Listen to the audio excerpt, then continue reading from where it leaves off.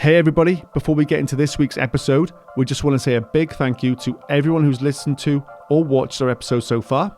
If we can ask a big favour of you, if you are watching us on YouTube, please hit that subscribe button. If you are listening to us on any podcast platform, please hit that follow and give us a rating. It'll help us a huge amount and reach more and more people. Thanks again, everyone. Welcome to Over the Falls podcast, episode number 32. This week, we sat down with the owner and founder of CattleStrength, Rhys Jones. We discussed his business, farming, the benefits of exercise, how he balances everything he and his team do every day, and the continual growth of the CattleStrength brand. We've been waiting a long time to get this man in the studio, and he didn't disappoint. Here we go. Let's go for it. Rhys, welcome to the show. Thanks for having me, boys. Croeso. Okay, tell us about CattleStrength. What is it? And how did it start? It's basically a gym that's on the farm. So yeah, it's a small group personal training gym. That's how it started. The way it actually started, to be honest, was I wanted to get into coaching fitness. Like, I've had a passion for it all my life, really. And I had a gym on the farm that I used myself because I live in the middle of nowhere. So being on the farm, like, I had to get something on the farm because I was traveling half an hour to go to the gym. So built something on the farm for myself. And then the local plumber, he approached me and he was like, is there any chance you'd be able to coach me? Because he knew I did a bit and I was interested in it and did a degree and things like that in strength conditioning. So he messaged me then and he was like, would you be willing to coach me? So I started coaching him. Really enjoyed it. That's about 10 years ago now. Was it? Yeah. And then his wife joined me, and then his daughter, and then his mate, and then all of a sudden I had a client base without really trying, to be honest. And then they started getting good results, and then just kind of blew up from there, to be honest, like over slowly and surely. Yeah. Were you working at the same time as well?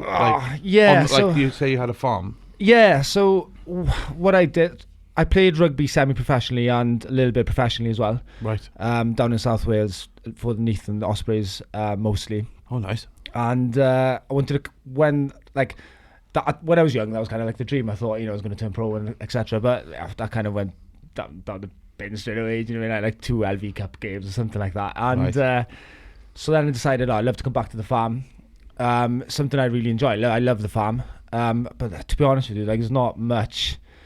The way we farm, like, we've got a small scale farm. We milk 60 cows, and in the grand scheme of things these days, it's nothing. Not it's competitive. Like, no. Okay. And the margins are so small. And just to keep me on the farm, to be honest, it's hard to get a wage for someone full time on the farm. So I kind of needed to find a way really where I could make a bit of extra money. And it was playing rugby semi-professionally for a while. But obviously, your career is limited with rugby, like head knocks, injuries, etc. Yeah, one injury can ruin everything. Yeah, exactly. So building the gym for me was just like a really good way to do something part-time. And I realised I could actually do quite well at this. Yeah. So I was like milking in the morning, 5:30, and then I'd finish 8:30, 9 o'clock, and then I'd have a PT session maybe at 10, and then I'd be back on the farm then all day. It's kind of, and it just grew from there, and it just slowly over the years got to the point where I was probably working maybe 6 hours of PT and then 6 hours on the farm, and then maybe even more, like 7. Then it got quite busy, to be honest. A day, every day, or after. Is it still a working farm then, Rhys? Still a working farm, yeah. And you're still farming on that farm? You're doing the cattle and everything? I'm, to be honest, full time with CattleStrength now. It's gotten so busy. I do help like the busy times of year, so silage, shearing, things like that. Yeah. But I've got to cancel sessions, and I've got O's working with me now, so he's brilliant. He covers me then when I'm away or something like that. But yeah, that's pretty much how it started. It's just gone busy really with CattleStrength. So my dad's had to get like a few people in to help him now for the jobs that I can't do. Is he annoyed with that? I think he'd probably tell you a different story, but I think he's I think he's all right. But he's really good. He supports CattleStrength. He's great. He sees us good. He sees us busy. We're very realistic about the future of farming, really, like especially the dairy industry that we're in and the way we do it. We've got 60 cows, like I said. If we wanted to carry on milking, we'd probably have to invest, I wouldn't like to put a figure on it, 100, 200,000. And to make that money back in my lifetime, it probably would never happen. And yeah, unfortunately, there's not really much of a future for it. It's so hard farming, isn't it? Like, you hear that everywhere.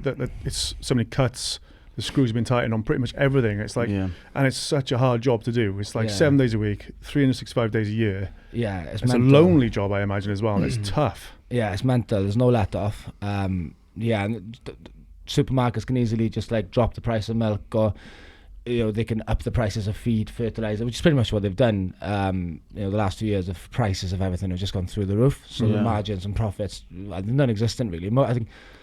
I think most farmers, I don't think there's many farmers making good money anymore unless you're in it in a big way. It's just a numbers game. There's farms out there milking over 1,000 cows now, and I think maybe when you get to that side of things it's different, but the stress that comes with that, I don't think I'd fancy it. No. So much land that must be too.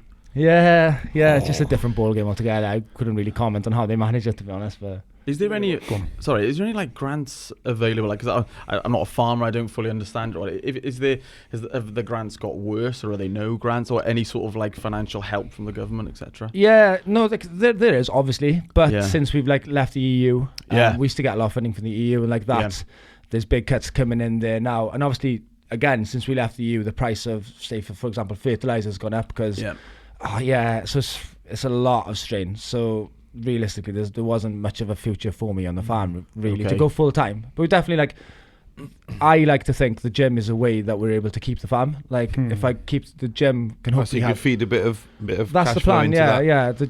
And my business and brand and model is based around being a farm gym. So I want that's a massive part of it. If the farm goes and there's not really a CattleStrength, it's just a strength. It's just another regular gym, isn't it? So I really want to be able to hopefully reinvest into the farm. Milking, obviously, I don't think there's a future there, but keeping the farm and not milk is another option. You've got sheep, you've got beef, there's 100 other ways to make a good living on a farm without milking cows. And obviously, like you said earlier, with the milking, it's a non-stop job. You got to every day. There's no day off really. My dad.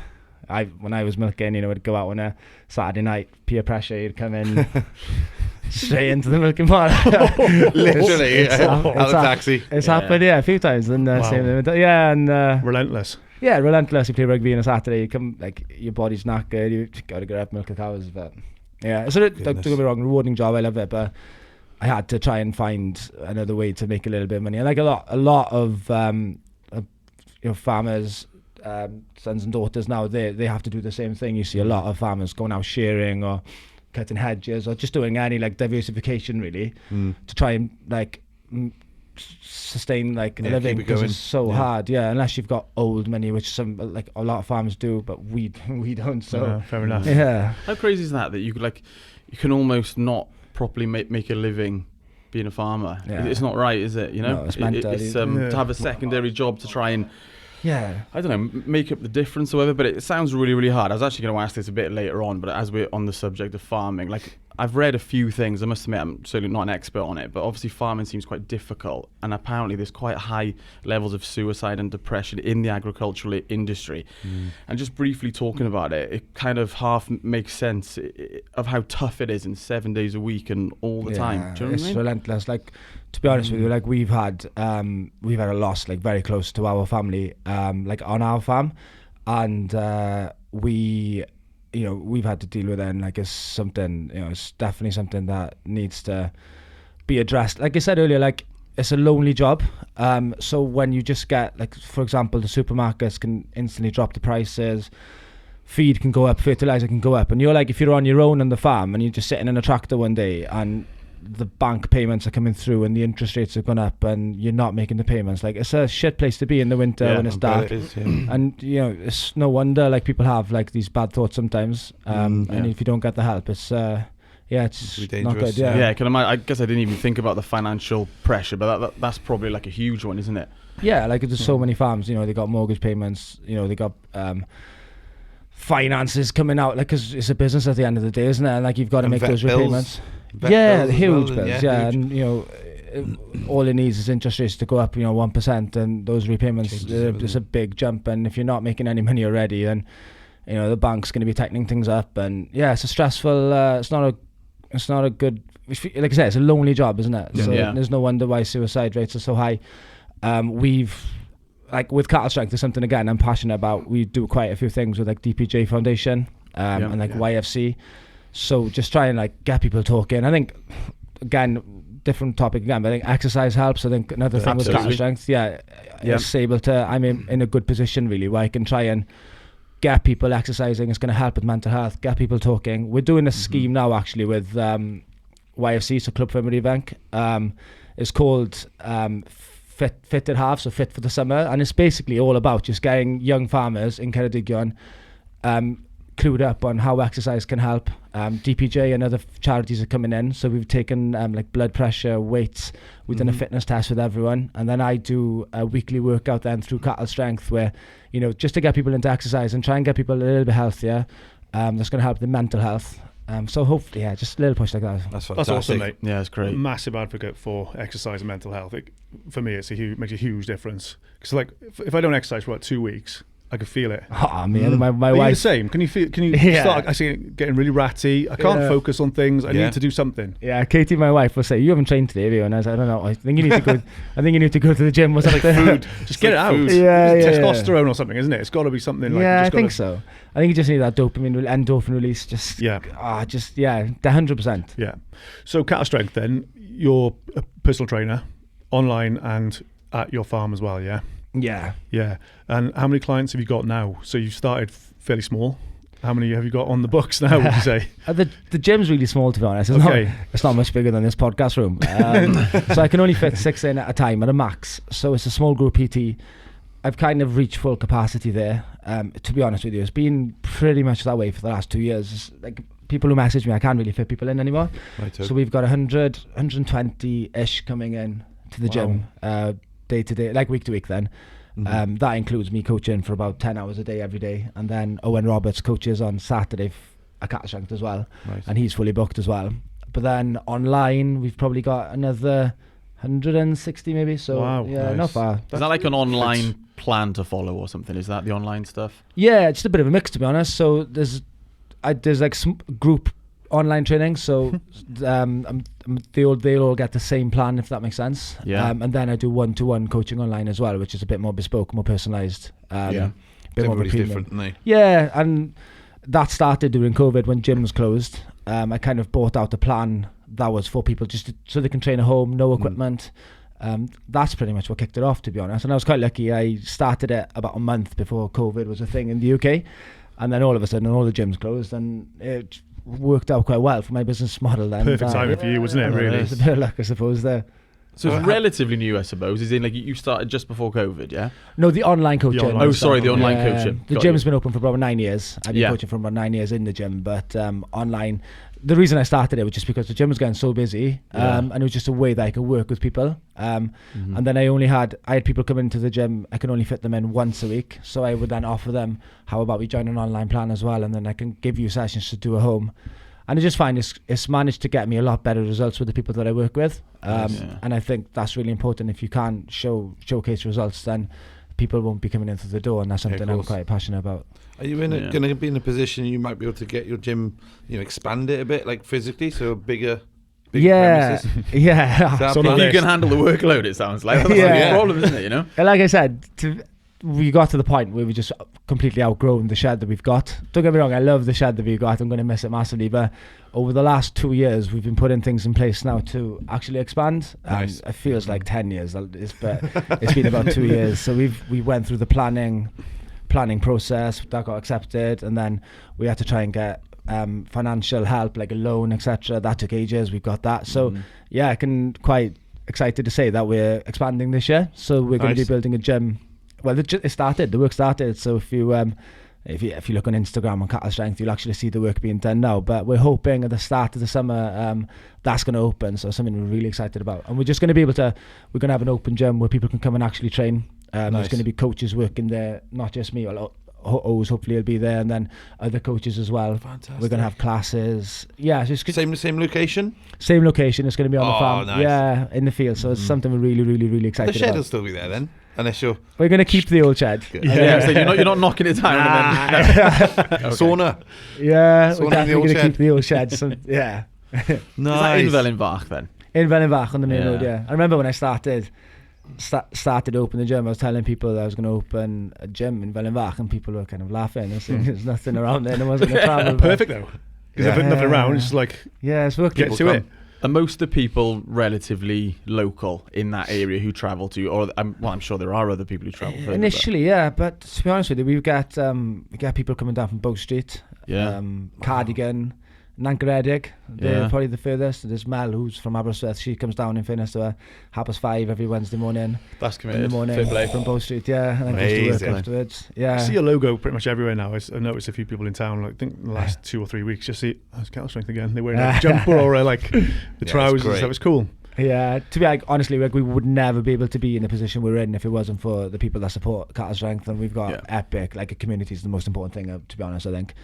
And really proud of that. And the team's epic. Like, everyone's brilliant. It wouldn't be where it is without them. Oh, amazing. Do you get a bit of a buzz from seeing like progress from the clients that you work with? Yeah, it's funny, a bit surreal. Like, I think we've got like 300 transformation pictures now, like online we shared. Yeah. So, I mean, I think, it does blow my mind, to be honest. And like the good real transformation pictures as well, not just the ones that you new tan. Totally different tattoo location, different colour hair, taller. And that's, they're just like aesthetic ones, like the ones like people are lifting more, they're moving better, like spoke of mental health. Like, I get messages day to day, people saying how shit they felt before joining the gym and how amazing they feel now, and how they've made friends, and like they love the community, and it's just the best. It's amazing, and it generally blows my mind, to be honest with you. Yeah. Do you love your job? Yeah, I love it. Yeah, I bet. Yeah, that's fantastic. It's quite rare to have that, isn't it? Yeah, to love seems your rare. job. Yeah, it seems. Well, I'm sort of envious of people who are really passionate. Yeah, love the job. Because I think that is incredible. Didn't hesitate answering that. Then you're like, straight in. Absolutely. Yeah. How have you got a family? Yeah, so we've literally got a tornado, to be honest. So I was going to ask about like the work-family balance. I ask most guests this if they do have a family. It sounds like you're working a lot of hours, you're grafting, you've got the farm as well as this, and a family. So if you could tell us a little bit about that. For and when do you sleep? Not back to that. This is definitely the hardest part, to be honest, of running a business and trying to grow, and 100%. So we've got, just for context, for one day we had 3 kids under the age of 2. Wow. So I think that's when I met you. I remember you saying that. I was just like, we've got 3 kids under the age of 4 now. Okay. So none of them are in full-time school yet. Harry will be starting full-time school in January, and then Jack's 3, and then Lola's 2. Yeah, it's literally a tornado. So I bet. The way I try and structure my day is, like I said, I start 5:30. Yeah. I'm coaching till about 10:30, 11, and then I'm off then from 11 till about 2 or 3, or 2 usually on average, and then I make sure I go home in that time. Then I'm spending time with the wife and kids, and then I'm working again till 7, and then obviously I try and switch off in the night then. But it's hard, isn't it? You try and grow a business. Yeah. It's 100% the biggest struggle, and I am passionate about my business and trying to do a good job there. So I'm really lucky. My wife's really supportive. She's 100% like backing it, and that's another reason why this gym's so important. So she's going to be coming on board full time in the new gym. So she runs the clothing side of things. That's kind of like a side hustle for her. Yeah, but she'll be coming full time in the new gym, and then we really wanted to like build something that potentially we'd be able to pass down to our kids as well. So my eldest son Harry, he's got Down syndrome, and he was born like undiagnosed, so we had no idea he was going to have Down syndrome. So that was like, again, like a tornado hit us like from nowhere, to be honest with you. So the gym's kind of like another thing. Like, we really want to build a place where if he wanted to, he could potentially work as well. So make it like a really inclusive environment. Nice. We will be able to work with Harry. Harry would be able to work there, but work with people with additional needs, and just being inclusive. So like our values, I kind of got the values written down on my phone. It's just being authentic's the main one, and inclusiveness is second after that. So like we really want to create an environment where people feel comfortable coming to. And it kind of stems from having Harry. I've changed a lot since Harry was born, to be honest. Like just your perspective on life, and to be honest with him. So undiagnosed, because when my first boy, when we went for the first scan, the 12-week scan, we had quite a big scare, right? So because the fluid on the back of the neck was like over the threshold, over the margin, what it should be, and they were like, okay, something's wrong here, and they took us into a room, and the stigma behind, like, there was 50% chance of Downs, 50% chance of Edwards syndrome, 50% chance of like heart defects, and we were like, fuck, you go in there really excited, but the stigma behind not having a healthy child, they were literally saying it's probably best that you kind of get rid of it. And we were like, that's unbelievable. what the hell? Like, you know, and we had to have scan after scan after scan. But you said he was totally undiagnosed, is he? Before. Yeah, so he was, totally. So we had the same test as you. I think it's quite I think everyone goes to that test unless you opt out, I think. Don't you? Yeah, I think so, yeah. So I think it was either 2000 or 20,000. I can't remember. It was definitely one in 2000. Mm-hmm. A chance of Down syndrome or Edwards, etc. Yeah. So didn't really bat an eyelid, didn't think about it. Like, do you know what I mean? It was, cracking on. And then Harry was born. And then he was literally just like taken from us like there and then, and like you could tell the doctors and nurses, they were a bit like sketchy and something was going on, and they just told us, there's something wrong, we got bad news, there's something wrong, and we didn't really have a chance to enjoy him at the times. I was looking back, it was shit. I bet it was. Yeah. Sorry, I'm not saying this. Yeah. Sorry. Yeah. But it was really hard. So like, I think he was born at 5 a.m. I didn't think we'd rang our parents to say he was born until about 2 p.m, because me and Katie were just sitting there in a dark room, like not really knowing what was going wrong. Yeah, shock. And without you, or did you have your baby Harry then at that stage? He was back with us then. Yeah. But then 2 weeks went by then, so they kind of told us they suspected that he had DS, but they weren't able to confirm it. And then we kind of had this like, we were just in numb really for about 2 weeks, not knowing whether he was going to have DS, because they weren't really sure unless you did the full test. There was certain things that like characteristics that children with Down syndrome have. If you look at like the palm of your hand, we tend to have 2 lines going through a palm of a hand. And children with DS only have 1. But Harry would have 1 in one hand and 2 in the other hand. Right. And then they would tell us that, they're going to struggle with feeding and things like that. But Harry was brilliant feeding, no problem at all. And then they'd cry a lot, but Harry never cried. He was kind of happy baby, and sleeping would be a problem, but sleeping was fine with Harry and things like that. So it was just like a really hard thing to get your head round, to be honest. I took about 3-4 months off work at that point, just because, your world kind of just gets flipped around, and you kind of create a picture in your head of the baby that you think you're going to have. And then the baby you do have. But then the stigma around it at the time, I agree with you. The first thing we had in hospital, like, don't get me wrong, the midwives in the hospital were amazing. Like, there's not a bad fault about them. But one of the first things we had was like a poem, and this poem was, it was. Imagine you just had like this news that just kind of flipped your world upside down. Yeah. And the poem that we had was about these people going on holiday, thinking that they're going to go to Spain, but they end up in Holland. But how good Holland was compared to Spain. And then we were reading this black and white poem, and me and Kate were thinking, like, what is this? Why are they giving us this? Like, that really, like... Then when we went in to find out the diagnosis, so this was like 2 weeks down the line, maybe 3 weeks down the line, we know that this is when we find out, like, has Harry got Down syndrome, has he not? Because we didn't know at the time, do you know? So we were driving up to Harbour, like, it's stressful, you can imagine, and we got to Llanrwstyd, pulled out the junction, stressed, crashed into a car coming the other way. Did you really? Yeah. Oh my goodness. It wasn't too bad, to be fair. The guy in the other car was really nice. There was a police car behind us typically. So he kind of took over, but it was fine. Managed to drove up, parking in Aberystwyth, terrible as you can imagine. Anyway, got in, It is bad. went to the paediatric ward and waiting for the doctor, waiting for, like, no word of lie, about 45 minutes in a dark room, just sitting there. Really hard. Like, my wife's crying, like, it's hard. Doctor turns up, and don't get me wrong, like, 99% of the doctors were brilliant. Like, Dr. Kumar has worked with us, he's class, like, couldn't know about it. Anyway, one of the doctors turned up, and he just kind of sat us down, and you could tell, like, he didn't have much time, and he just said, I'm really sorry, it's bad news, it's not what you want to hear, it's bad news, it's really bad, it's Down syndrome, it's not good, I'm really sorry. And then kind of, like, left us, and then, like... Dropped the bomb. Talking about spinning it mega negative as well. Well, exactly. Like, you just go in it and just say, by the way, These are the results. The results. Yeah, Let's work on the next step.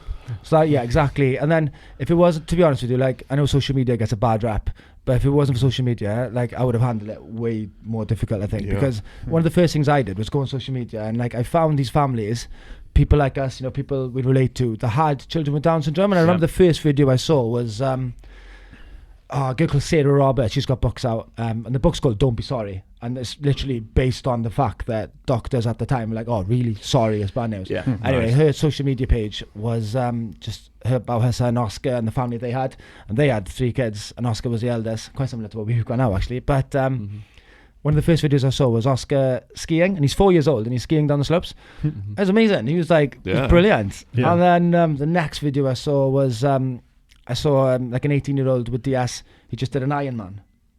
Wow. I think I've seen that. Yeah. I know that one. Chris, yeah. Yeah. And then the next video I saw, there's a powerlifter. And like, I was watching these and I was like, it's nothing like you think it's going to be. And you have this like picture in your head. Like, I know it sounds horrendous, but the picture I had in my head, and I don't mind saying this, was like a 20-year-old youngster with Down syndrome who might be with his mum in a supermarket, really badly dressed, not talking to anyone. Like, I don't, because I wasn't educated at it at all, and I was never. But that's what that doctor missed. He missed that opportunity to give you a bit of soft advice and educate you a little bit instead of just going, it's absolutely hideous, like it's really bad. So Sarah Roberts, she's actually now working with the NHS. She's doing a really good job. She's actually managed to change some of the things that they do within hospitals in the UK. Good. So, you know, that test you were talking about earlier, they've actually changed the wording on that. For example, for a 1 in 2,000 risk of having a child with Down syndrome to a chance of having a Down syndrome. Just a small word, but it makes a big difference. I remember it was low risk category and high risk category. I think it used to be, wasn't it? Yeah. It's changed now to chance. Yeah. And then she's going around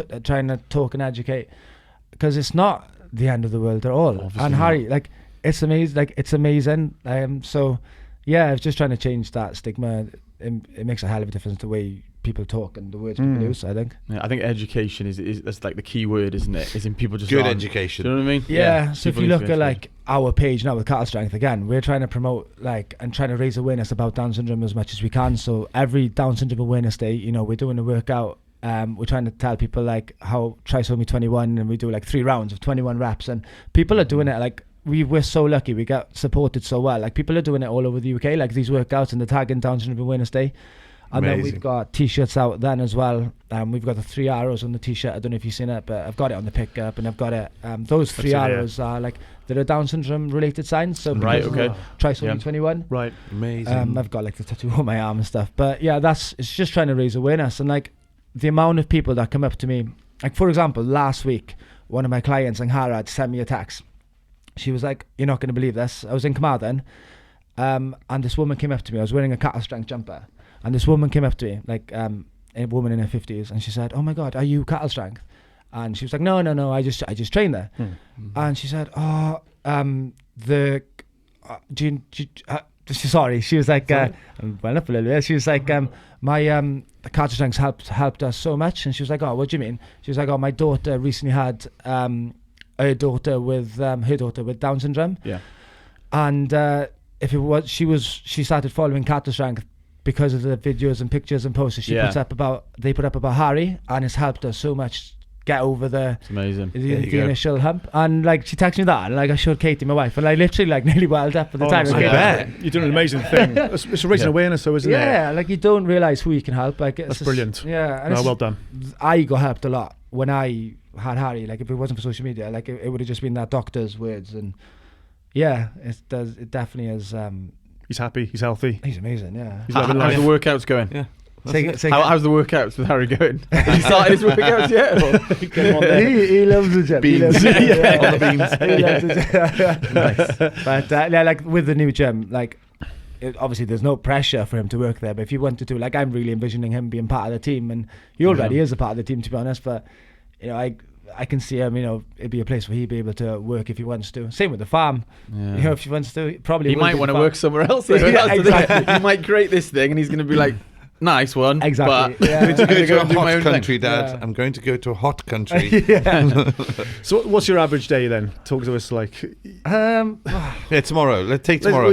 Tomorrow's the weekend. Okay. Monday morning. Monday morning. Here we go, yeah. Monday morning. Alarm goes off 5 o'clock. I'm in the gym 5:30. Yeah. Like, all the classes are busy. So, like, there'd be like 4 or 5 girls at that point. Anyway, so I'll coach then 5:30, 6:30, 7:30, 9:00, 10:00, maybe 11. No, 9:00, 10:00. So 5 hours of coaching in the morning. Nice. And then if I can, I'll probably try and check a quick workout myself. One of the boys will probably come down. Jack will come down. So be done by about 11. I'll be home then from 11 till 2. Yeah. And then I'm back in then coaching. Yeah, 2 till 7 then on a Monday. And then I come home and get back to it. He was just bath the kids. Go back to the tornado. The yeah. Back to the tornado, try and sleep. Like I said, the kids are home all day. So like I go out for coffee a lot. Like me and Katie, we go to parks, we go to coffee. Like try and make the best we can of that time, instead of just going home and like phones are deadly in it. You open your phone like so I try to time's gone. The thing is, like, social media, you've said an amazing positive thing about social media there. It is amazing for some things, but like, Christ, is addictive. I know. And it's brutal at times as well, isn't it? Because you find, I don't know if you do, but you find yourself comparing yourself. Do you look at other gyms? You think, fucking hell, they're doing this. Can I compete with that? Yeah. He's doing this, they're doing that. It's hard not to get sucked into that, isn't it? But it's such a huge and powerful tool for a business. Yeah, to be honest with you, like the last few years have been the best in terms of business like I could have ever wished for.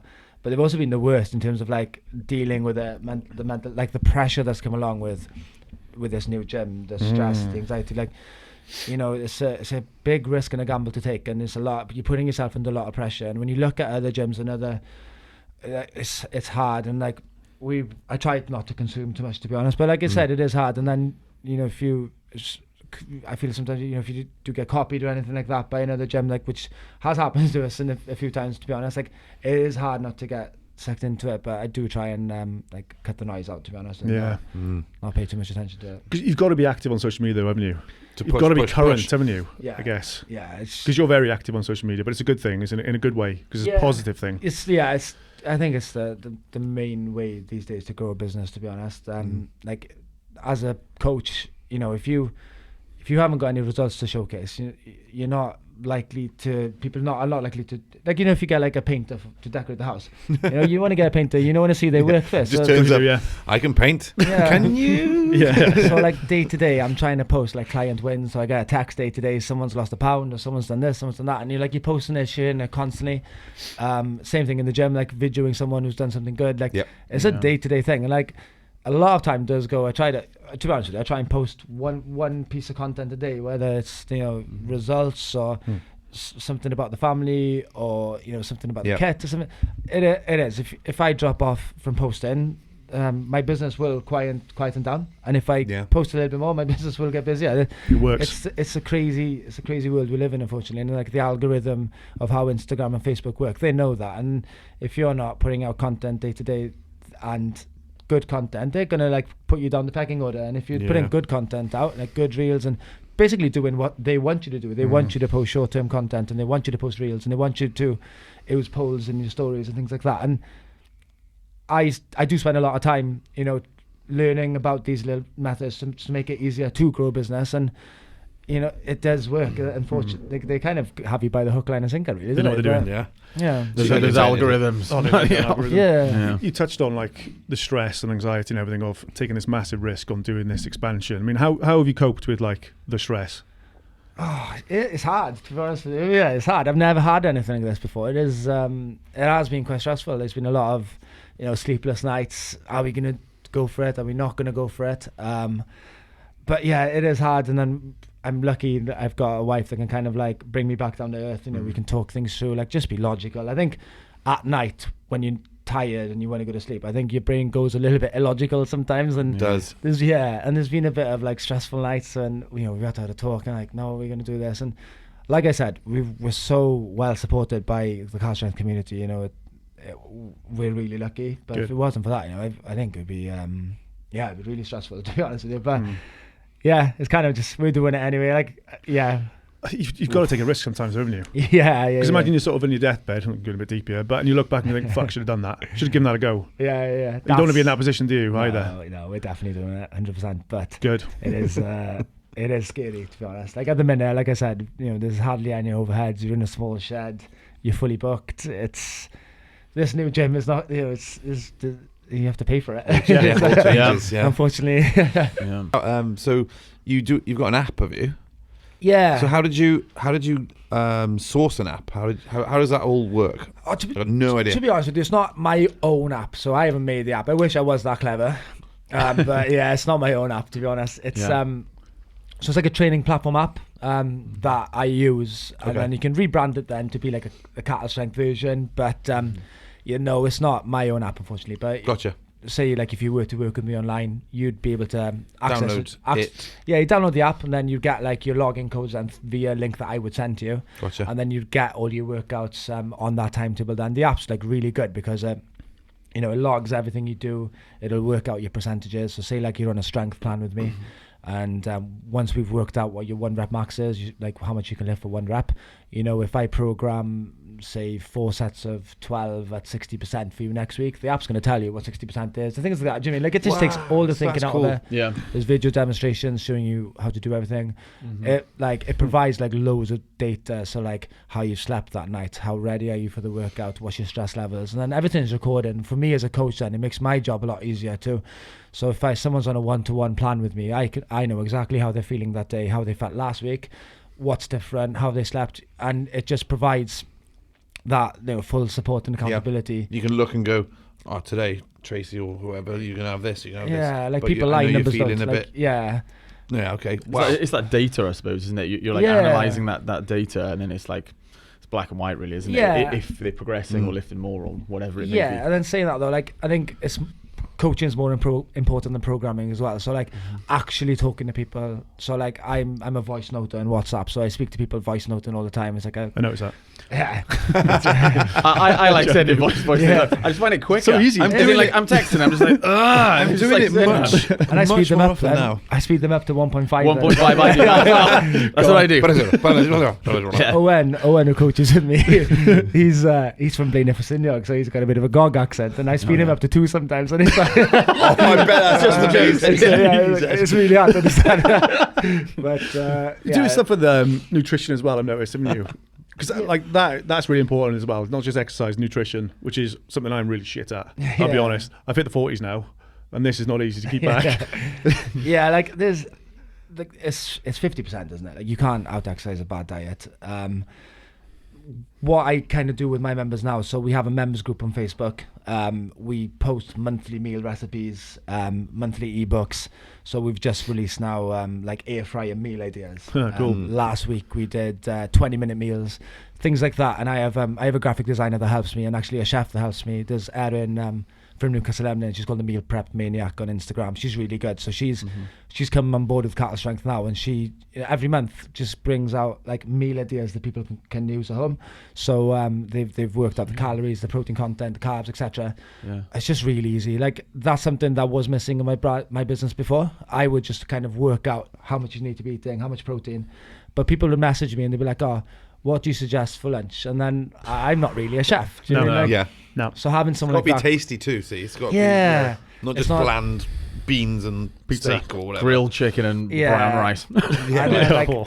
I'm not about, I'm one of those coaches who's like moderation is key. Like I'm all about 80-20 and like it's like eat for health over. I'm not like everyone's different, but like the whole bodybuilding training aesthetics to look good on a stage or look malnourished on a beach is not what I do at CattleStrength, to be honest. It's more about being healthy, training for performance, so like more of that CrossFit style environment. That's pretty much where we've been from day one, to be honest. Yeah. Cool. You mentioned earlier on that you went to was it strength and conditioning or potentially uni or something that you mentioned before? What was the reason that made you want to go into that, or was it playing rugby? Was it the rugby the key element of you going on to be honest, like every other like kid in year 11 or 6th form, like a lot of kids don't know what they want to do they? No. So like I had the farm to fall back on. I knew that. I just didn't really want to go straight to the farm. I kind of wanted to do something. So I went to university and I did like a sports coaching and performance degree with strength and conditioning. And it was then that kind of rugby kind of got a little bit more serious. And that kind of a spiral thing then, to be honest with you. And where did you go to uni? South Wales, University of South Wales. It was Glamorgan back then. Oh yeah, right. You were still my brother went there. Your brother went there. Yeah, my brother went there. It was good. Yeah, it was good times. He had a good time there. Always good. Spent a lot of money. Rugby. So you played at quite a high level by the sound of it. Yeah, what I thought at the time was a high level. Like looking back now, it wasn't. But I kind of thought, But you said Ospreys. Yeah, I did a bit with the Ospreys. So I had 4 LV Cup games with them, and I went out to Belgium with them. Like I kind of did. They kind of took me on pre-season really, and at the time, you think you just put your eggs in one basket. And like you got to give it a shot. Same thing. Like, and I don't regret it at all. But it wasn't full time or anything like that with them. Yeah. But Neath at the time, semi-professional level, so I did about 10 years with them, and I did with Llandovery as well. I was intrigued by it because, like, were you good from an early age? No.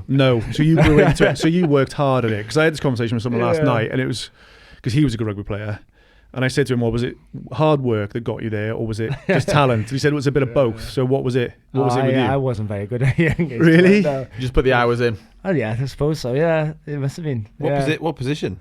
Second row mostly. I played. It was when I went to the. Because your ears are still okay. Yeah, I know. Just taped them up. When I went to the Ospreys, it was 6 then. I was a bit too small to play second row. You got boys like Bradley Davis, Alan Wynne, and them were there. I was like looking up. Adam Beard was looking up to them all. But second row I played mostly. Cool. Yeah. Yeah, rugby. I was never into rugby. Like, I think I played one game maybe when I was under 18s. And I remember. Oh, hang on. What was it? Yeah, under 18s we were, and went down to Newcastle Emlyn to play the other under 18s. Oof. Yeah, scared of them already. And we went down there, and this team came out. They're like, okay, they're big, but they're not that big. Turned out to be the under 16s. Fucking under 18s came out, full beards, full grown men. It's different world down there. Different world. Why do they look 30 when they're under 14s as well? It's mental. What are they eating? What are they doing? What's going on? But like I train a lot of like 16-year-old rugby boys now. Like I'm quite lucky. There's girls I train who play like for Llanelli and Scarlett and things like that, and a couple of boys that I've trained have done the same. And I think like they take it really seriously at a young age, and I think like people, they do need to kind of take the pressure off and just try and actually enjoy it while you're playing. I think it's kind of the recommendation that I would try and push on to them really. But I mean, it is a game. It's a game at the end of the day. It's enjoyable to play a game. But you can make a profession out of it and money and like. That's the dads. The pushy parents is the problem, isn't it? Do you think? You must see it a lot because I mean, like, if they see something in them, then go, right, we're going to put all our eggs in this basket. We're going to go for it. But they can just be dropped very quickly as well. I've had parents come to me and they've said, I want my son to have a neck like this. And he's 15, and I'm thinking like, well, you need to teach him how to like. I'd rather get him with training with his broomstick, so he learns like good technique first, so he builds that fundamentals. Yeah. To carry on later on, but and he's like, no, I want his neck to be like this. And I'm like, well, I'm probably not the man for the job. Like, I'm probably better off going somewhere else. But it is there's a lot of pressure. You do see with parents, to be honest. But it's a fine line though as well, though, because I mean, if we've talked about this a couple of times, I know there's that balance. It is fascinating because my son's in football, and I can see the other parents as well. Like some of them are better than the others, obviously, and you can see maybe sometimes they want to give them a good push and put everything into it. I think football's worse.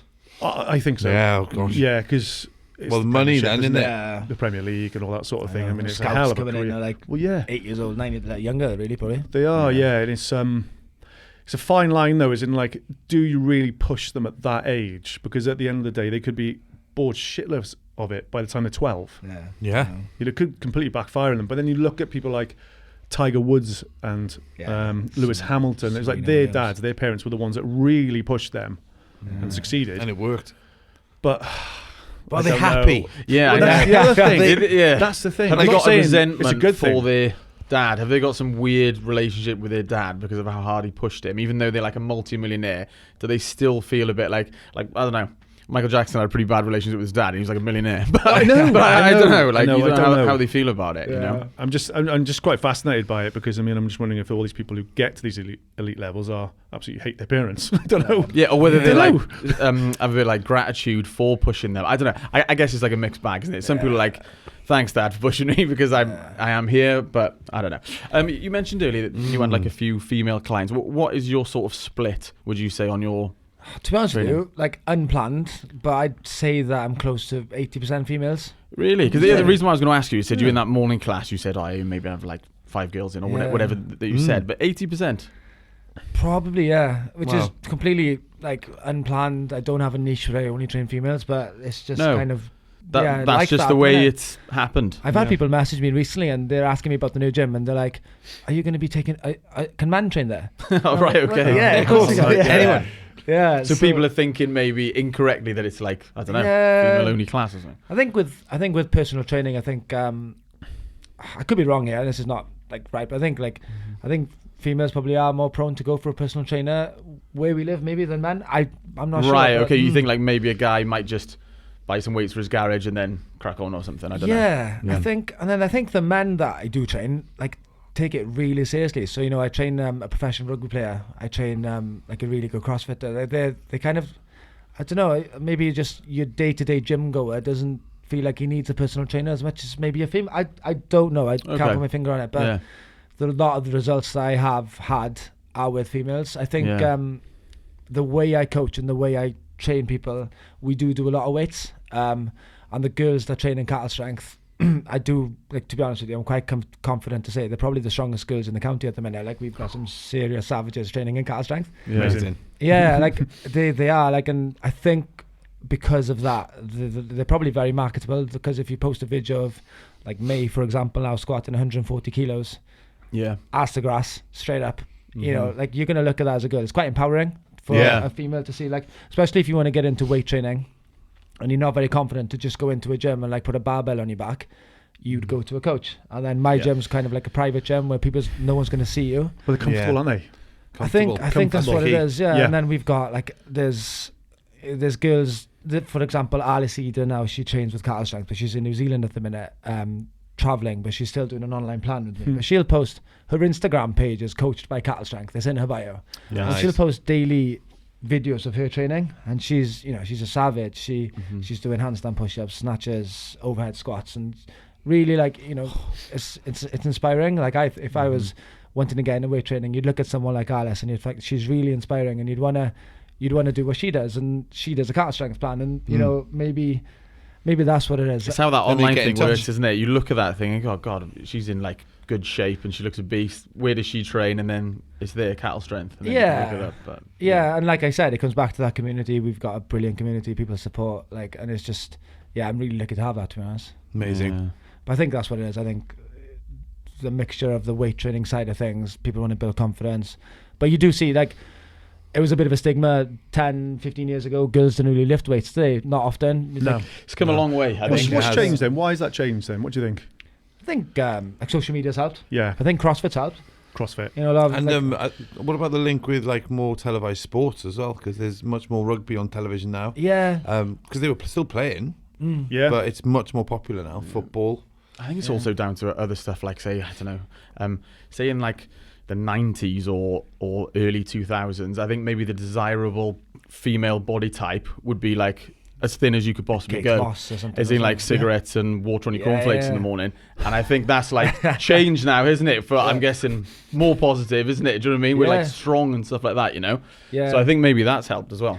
And then you had that bodybuilding era in the 90s, these women were taking like anabolic steroids. Yeah. And then everyone started to think that was what happened when you start lifting weights as a female. Like, people generally thought that, didn't they? Yeah.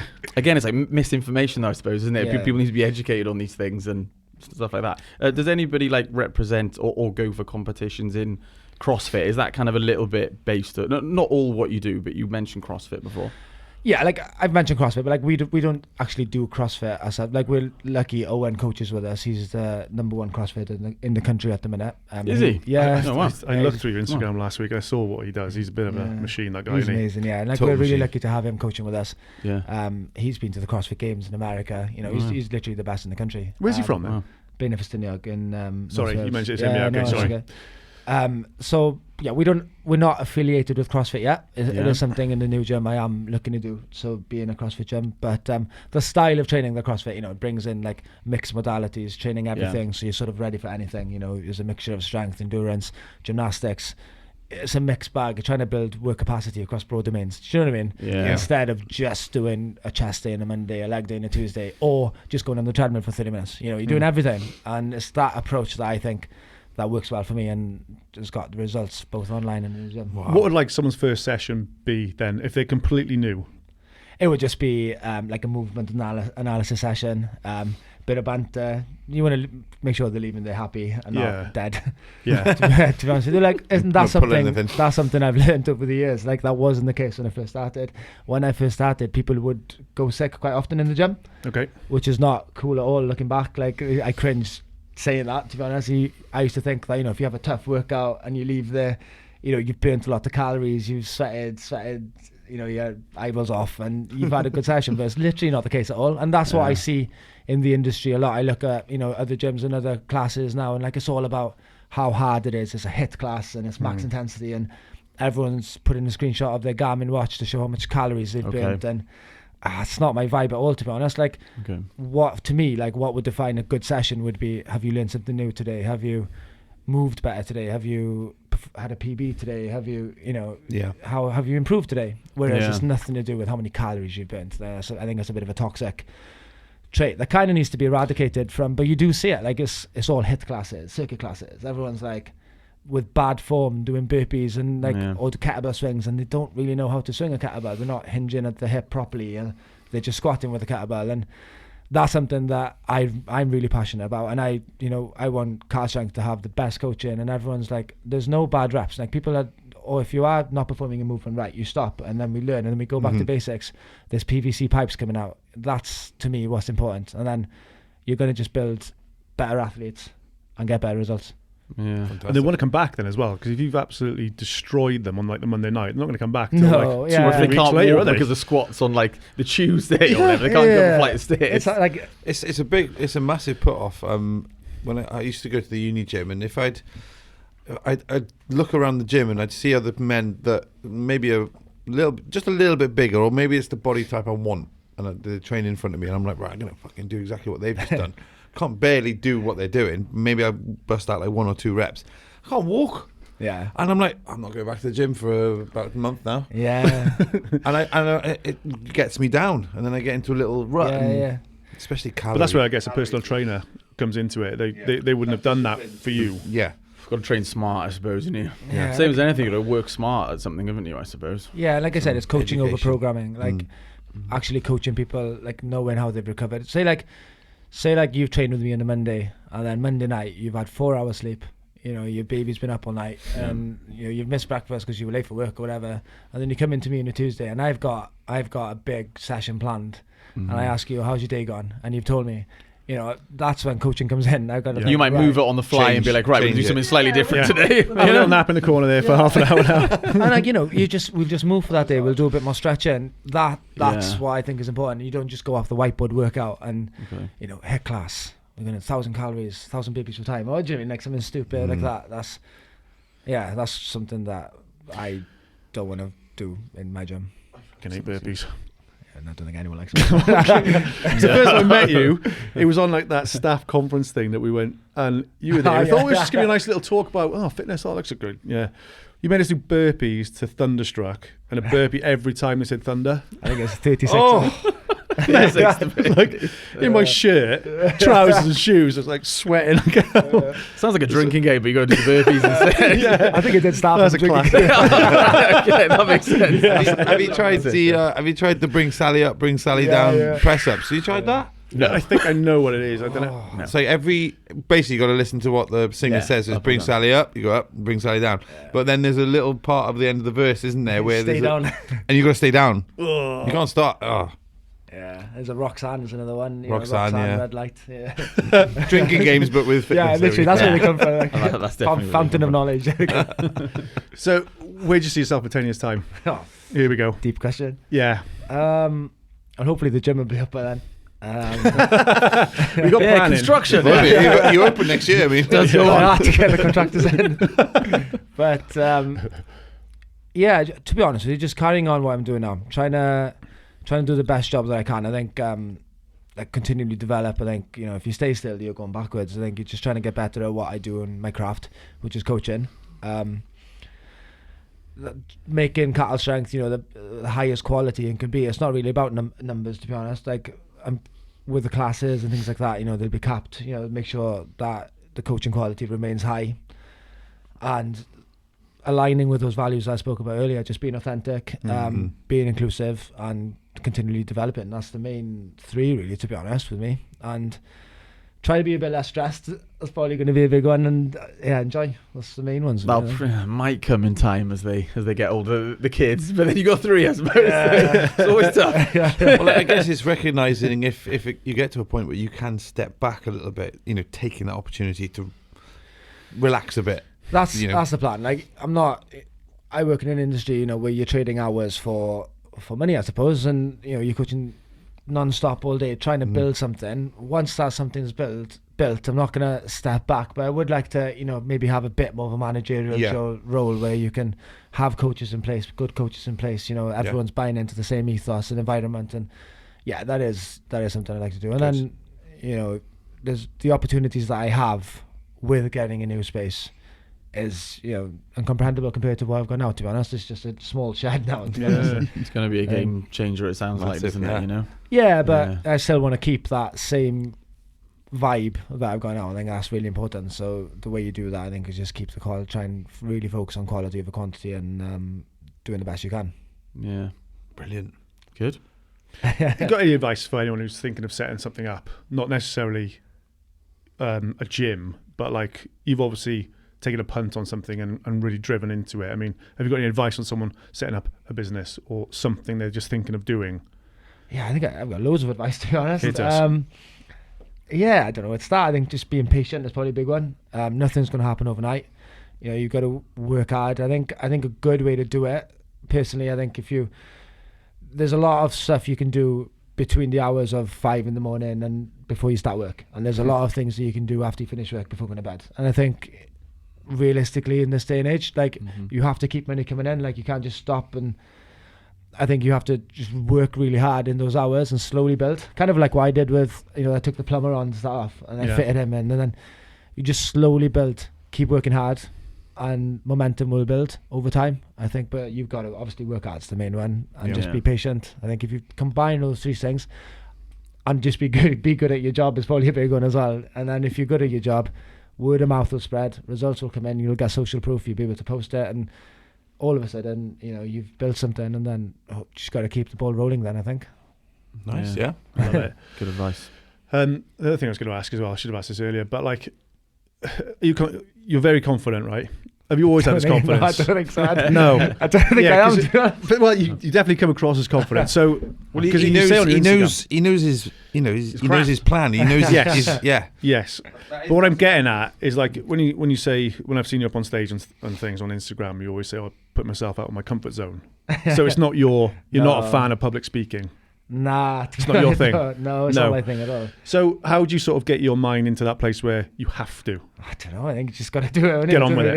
Yeah. I think. No, it's just it's a fear of mine sometimes. Yeah. So like I'm in a meeting, and it's like, fuck, I'm gonna have to say something in a minute. You can sort of feel your heart rate going up a little bit. Do you know what part of meetings I hate is when you're in a meeting with like people you don't know, right? Yeah. And the person leading the meeting on the subject, they're going, right, we're going to go around the room now, and you're going to introduce yourself and say what you do. Classic. I hate that bit. I'm like, classic, that, isn't it? There she is. And you're like 15th in line or something. Yeah. Can I get to the toilet now? I hate that bit. No. So you're similar. Yeah, no, I wouldn't say I'm confident at all, to be honest. Like, I'm ginger, I was overweight in school. Do you know what I mean? Like, yeah. I think rugby's helped. You do build a bit of confidence playing sport, camaraderie, and then. But no, I'm definitely not. I wouldn't say I'm a confident speaker at all, to be honest. Like, I was nervous before coming on today, boys. So. Well, I'm always nervous doing this. Don't worry.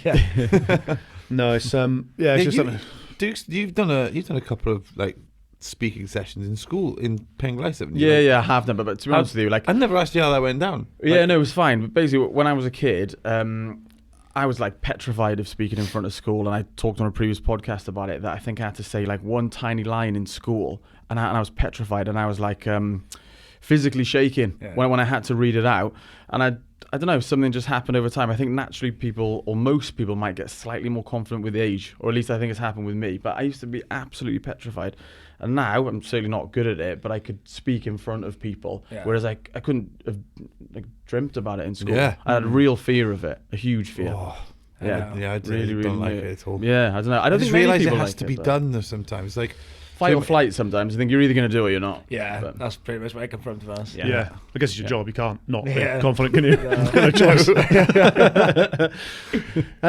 I'm always asking this one, but how do you sleep? Do you sleep okay? As in, like, does that ever affect you, like the stress and the anxiety and things? Does that ever catch up with you in the middle of the night? So I know you said about it, go into bed, but do you ever wake up in the middle of the night and go? Nah, once I'm gone, I'm gone. You're gone. Yeah, Cool. like I said, the last year has been the best year business-wise. It's mental, like, it's so good. Like, people are brilliant, but it's also been the hardest in terms of stress, anxiety, overwhelm. Like, so, yeah, that's been the hardest part. It's just trying to control it, to be honest. Speaking to my wife, she helps. But, once I'm gone. I'm not Good. waking up then. Nice. I think it's a natural thing to do, though, like to go through all that sort of stuff, though, isn't it? If you're going to be building and you're pushing for this goal, I think everyone has to go through some tough times to get to the where they want to get to, isn't I it? think it's that nighttime thing sometimes. Like, I remember in school, like, for some reason you don't want to go to school in the nighttime and it's outside and it's dark, and then you wake up in the morning and the sun's out and you're kind of like, oh, it's not as bad as what I was making out previous. And I think that happens in your adult life as well. You worry about something at nighttime, thinking, oh, fucking this is awful now. And then it happens the next day, the sun's out and everything's kind of all right, isn't it? I don't know what it is about the dark. Yeah, like your brain gets irrational that time of night, doesn't it? Yeah. My wife sometimes, Katie, my wife, like, stresses about these things sometimes in the night. I'm like, okay, chill out. Like, it's not, it'll be fine in the morning. But Yeah. It's nice to have that person to talk to and unload that stuff, though, isn't it? It definitely is. I think we're ready to roll into some quick fire questions, if that's all right. Music. What music do you like? And what do you what do you when do you put headphones on and, like, you might, I'm gonna have a little beast of a session now? Or what are you slamming in the gym? The music, you know? Country music, but like, that's another thing. Like, I should have spoken about that. Yeah, country music's always being played. Is that a recent thing, or have you always liked country music? It's always been. Now, is this achy breaky heart kind of country music? Nickelback? What is that? I don't mind Nickelback. Country. Okay. I got Nickelback now. They're back on my radar because of nostalgia only. That's it. Yeah, the way. Like, it's, But what was the big song from Nickelback? Which one was it? What was, like, the big one they did? Never made it as a wise man. How you remind me of that? Yes. Rockstar came out. That was kind of big one. Who's your favourite country artist then? I've just been to see Luke Combs. I have heard of him because there's someone who I work with, and they either went to go and see him or they were desperately trying to get tickets. And I think he's quite popular. He's, like, quite hard to get tickets for or something. Yeah, it was packed. It was like 60,000 there. It was mental. But Morgan Wallen, he's good. Kip Moore, like. We've actually got a country music playlist, CattleStrength Country. On Spotify? Yeah, it's got about 400 followers. Right, another one tonight. That's so Thank cool. me later. I can't remember. Someone Oliver, I think his name is. The guy with the big ginger beard. Do you like that guy? He's on Rogan shit. Yeah. I know. Well, I don't think he is a one hit, but that one song kind of went viral, didn't it? And it was like, but I love that song. Though. I thought it was a great song. I can't remember. Don't know any of it. Someone Oliver maybe or something. He just blew up though, didn't he? He was everywhere, singing in the trees, and he just with the steel guitar. And class. He's proper, like, sticks to his, like, is himself though. Like, he's doesn't change. He's kicked, like, he cancelled a concert the other day because like, they tried to pick up the tickets to the prices of the tickets. Sorry. And he was like, no, I don't want people paying more than $12 for a ticket. And he's a man of his morals, I suppose, isn't he? I've heard he's turned down some, like, big deals as well. I don't know how true that is, but, like, I think they're trying to throw money at him. And he's trying to, must be really hard when someone's sort of throwing money at you. So, like, no, got my morals here and stuff. But yeah, he's an interesting character. Well, you can completely get changed by money, can't you? Yeah, but I can only imagine. I'm waiting for that change. Didn't do much to Conor McGregor, did it? Anyway, favourite film? Or films? Rocky. Rocky 1? Nah, 2. Hang on, 2. The rematch, Apollo Creed. The rematch, yeah, that's my favourite. Has not 3 just been voted the favourite though? Isn't that the one with Mr. T in it? Club of Lang, I love 4, you see. Yeah. I think it's And the Hulk age, Hogan. you know. Yeah. Ivan Drago. Talks about the ring, didn't he? Well, maybe it's 4. What's One it with called Ivan in that? Drago, actually. Yeah, the one Ivan Drago. Is I think it it's Captain amazing. America? No. No. Oh, what the hell? What are you on about now? Number Hulk 3? Hogan in number 3. A Real American. It's something. No, yeah. That's his wrestling name. Oh, Are you on? that's gonna- What? There's a wrestler in number 3 Hulk Hogan. Yeah. and Mr. T in it. Yeah. Club of Lang. Yeah, of course. Class. Yeah. Lang. They don't make films like that anymore. He's got skin like a hot dog, isn't he, Hulk Hogan? Yeah. No, you're right. They don't. The 80s. I love the steamy thriller from the 90s as well, but like the 80s is in like. No, like I love an 80s movie. I feel like Just the steam, but like the they red don't make mist. enough. Like I don't know what it was. Like maybe today they would try and cancel like an 80s movie because they'd be like. Sexist or like, I know what you mean. I love the 80s movies though. Yeah. I love Rocky. Honestly, I've watched them so many times. I started watching the Stallone documentary recently. It's on Netflix. You've seen it as well? Yeah. Is it good? It is good. Like the backstory to Rocky is pretty mental because he wrote it. Yeah. He did. And he went around stuck to his trying to gun. get it made and stuff. Yeah. didn't he? And There's loads of rumors about like him selling his dog and stuff. I don't think that's true. I don't know whether it's true or not. But like, it's such a good story. I think I watched that. As a youngster coming up, like 15, 14 years old, just watching it all the time. The soundtrack. Class. Oh yeah, the soundtrack can Training make it. montage. Yeah. War. Class. All those. I don't remember like watching it or listening to that music. I just want to go for a run or go and hit the punch bag or something. Music and working out. Like I went for a run today, and I don't have to, but like it's so much better listening to a little bit of music, isn't it, to sort of get you going in any form of exercise. CattleStrength country now. That on the spot. followers. Talking about nutrition, favorite chocolate bar. I like a Boost. I like a Boost. Yeah. Big fan of a Boost. Yeah. It's got everything you need. Everything you need. No, it is good. It is Biscuit, caramel, that weird mix of biscuit and nougat, whatever the hell it is. Class. Chocolate on the outside, Cadbury's. Yeah. good. You can't go wrong. Love it. I'm quite happy, boys. I don't know if you've got any more. Yeah. I'm good. No. Thank you very much. Yeah, just wanted to thank you for coming on and then spending your time, which you don't have a lot of, obviously, to come on the show. I enjoyed it, boys. Thank you for having me on. Thanks, Brilliant. Rhys. Thank you. Cheers, Thank bye. you very much.